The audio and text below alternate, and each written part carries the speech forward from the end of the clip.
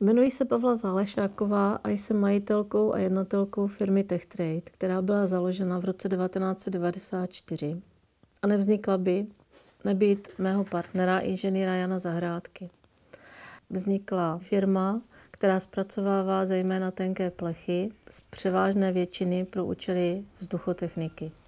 Naším původním záměrem nebylo vyrábět. Chtěli jsme pouze obchodovat, ale vzhledem k tomu, že dodavatelský systém v České republice v té době nebyl spolehlivý, donutilo nás to koupit první stroj a přijmout prvního dělníka. A postupně jsme vybudovali továrnu na výrobu vzduchotechniky, která má dneska k 60 lidem.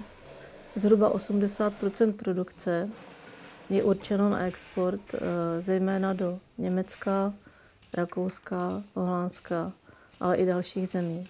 Potom, co jsme před 2 lety opustili nájemní prostory a začali jsme rekonstruovat a budovat prakticky novou firmu vlastní, tak tím prioritním plánem je její dobudování, dokončení, rekonstrukce a výstavby.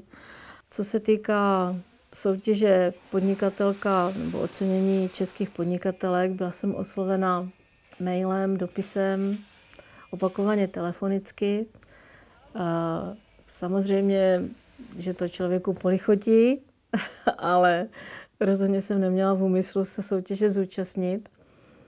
Ale moje okolí mě tak trošku zlomilo, ať to zkusím. A mám možná hravou a podnikavou povahu, tak jsem do toho šla s tím, že to pokládám za renomovaný test firmy, kde se může ukázat, jak si stojíme. Je to v podstatě i způsob reklamy. Je to zvýšení kreditu, ale je to i impuls pro ty, kteří váhají, nebo které váhají, jestli mají podnikání zkusit nebo ne. Tak bych řekla, ať to zkusí.